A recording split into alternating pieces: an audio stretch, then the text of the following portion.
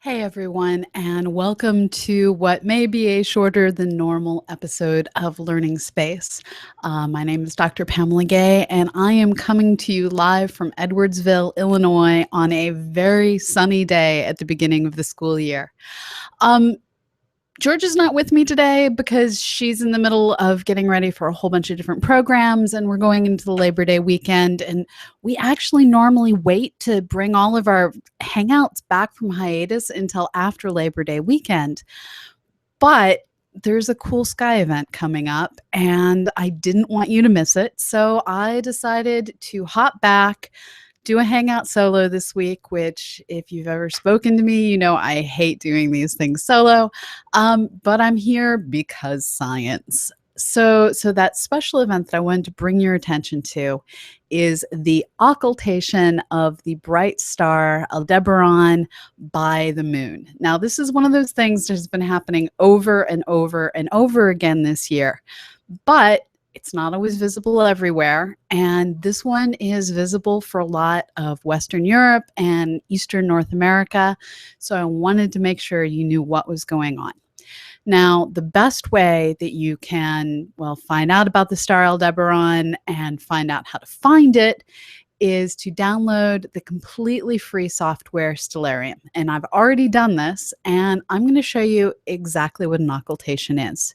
So here I am using my computer while people watch, flipping over to Stellarium. Now, what I've done is I've used the search window to find the moon. Clearly, it's already there. And I've set the date to just after midnight on September 5th. So this is the night of September 4th, 5th. And the location that I'm sharing with you right now is for Lisbon.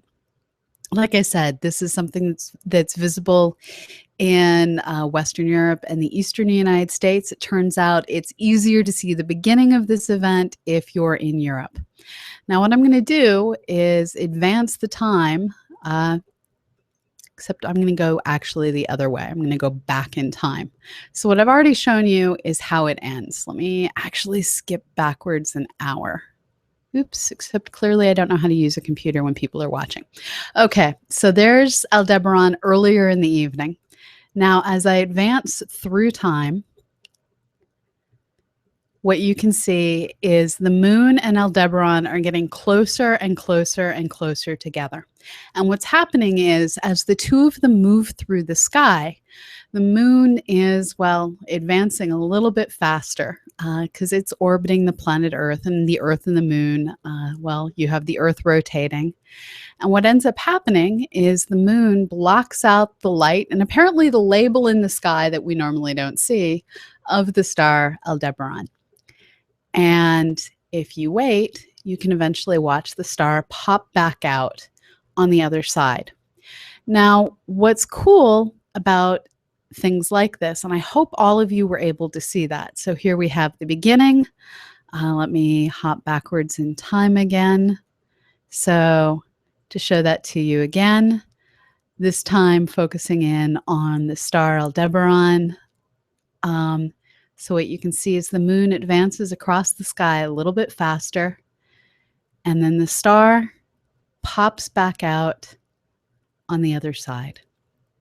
Now, if you go out and you watch this in the real sky, what's kind of cool is you can actually watch the star sink back behind craters and mountains. And with our moon, we have the moon mapped out super well thanks to spacecraft like the Lunar Reconnaissance orbiter, which has been taking images at 0.5 meter per pixel and better resolutions. But the thing is that with asteroids and other objects that are smaller, that aren't as well seen, that don't have the benefits of Lunar Reconnaissance Orbiter, we don't necessarily have the same understanding of their surface. So a lot of time is spent, and sometimes a lot of travel is spent, by astronomers getting to the places they need to be on the surface of the planet Earth to watch asteroids have an occultation in front of a bright star, and to even watch things like Saturn's rings pass in front of bright stars. We're able to learn a lot about the structure of the ring several years ago when the bright star Mira passed behind Saturn's rings. That's something you can Google and read all about, and we'll stick it in the show notes for this episode.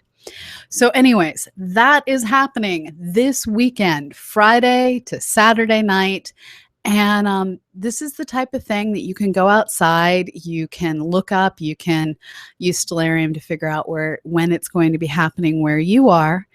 And when it's all over, you'll have seen a star appear and disappear, or at least disappear and then reappear, which may not seem like the most exciting thing in the world, but it's pretty interesting science, and it's the type of thing that you can really use to get a perhaps easily bored small child engaged in looking at the sky. Hey, look, the moon's going to eat this bright star Aldebaran. It's the eye of Taurus the bull.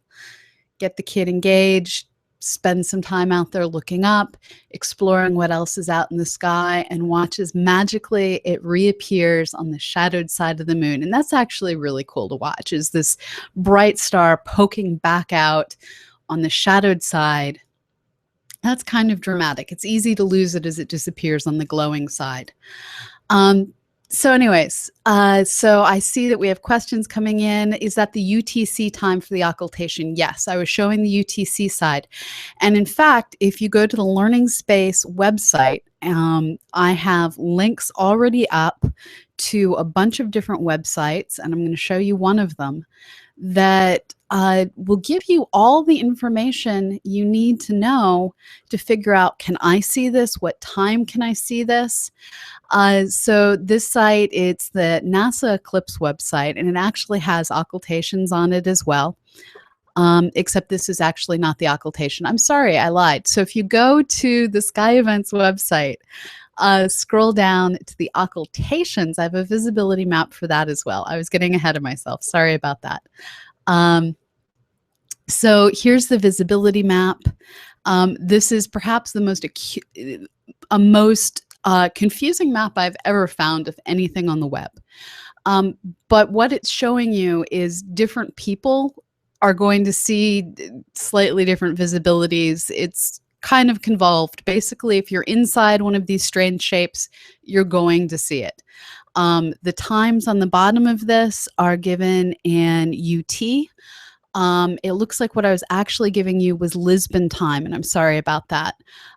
So the UT time that this is going to be happening is at first shadow is at 3:28 on Friday night, and then it exits at 7:23 UT, also Friday night. So that's Friday going into Saturday morning. So go out, get a look, and enjoy this really weird and awesome event. And if you miss it this time, that's okay. There's a bunch of these coming up. I have them all listed up on the Learning Space website.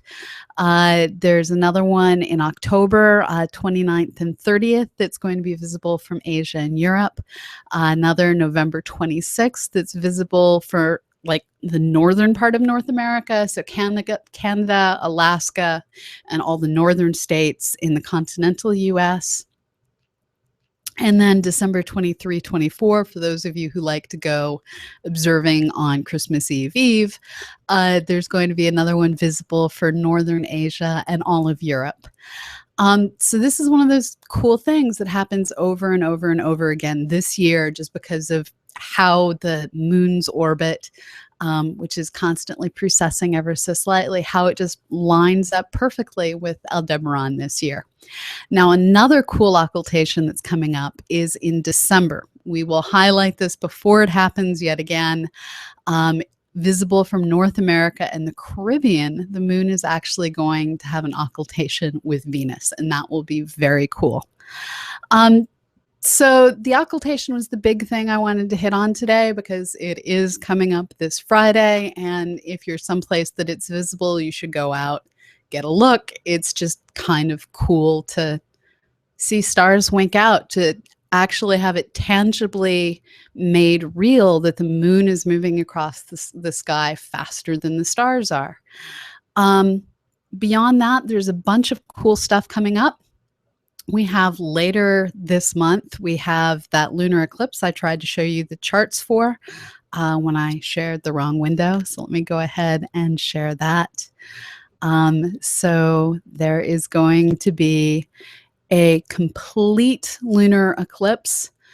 Sometimes only the moon gets changed to a slightly different color. That's when it only goes into the penumbra part of the Earth's shadow. In this case, the moon is going all the way into the full shadow.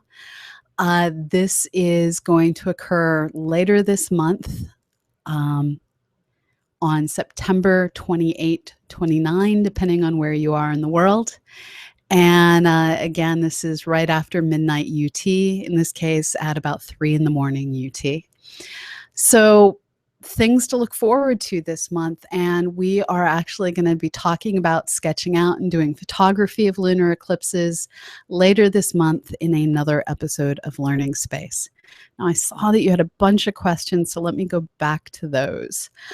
So I see Guido Bibra saying hello. Looking in on mobile observatory on my tablet here in Germany. So he's looking at the different times that it's going to be where he is, where it's between 6 and 7 a.m. for the Aldebaran occultation. So he's probably going to be losing that in the sunrise. But the thing is, Aldebaran is a bright enough star that if you have binoculars, you can actually see this happening in the twilight. Michael Jobin saying hello.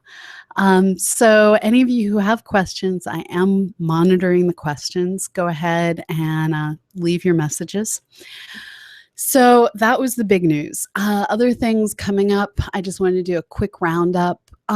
We're in the process of getting our entire fall season launched for those of you in the Northern Hemisphere, spring season launched for those of you in the Southern Hemisphere. And so if you go to the cosmoquest.org website, and click up on the Join Us in Real Life online link, you'll find a list of a whole bunch of different upcoming events that we have. For those of you that are in the middle part of the United States, we're going to be doing a bunch of First Friday events in the city of St. Louis. So if you want to come visit our fair city, I promise you it's not always like you see it portrayed in the news. St. Louis has some really cool places to visit. And the first Fridays of the month, our Science Museum works to do all sorts of neat linkages between science fiction and science, and CosmoQuest is part of that. So we will, every first Friday, be out at the St. Louis Science Museum celebrating First Fridays. We're also going to be, or at least I'm going to be participating in the Astronomical Society of the Pacific meeting, which is in October. It's going to be a celebration of astronomy out at the Chabot Space and Science Center in San Francisco. For those of you who live out there, you can learn all about that on the Astronomical Society of the Pacific's website. We link to everything over on CosmoQuest. And as I said, we're bringing our Hangouts back.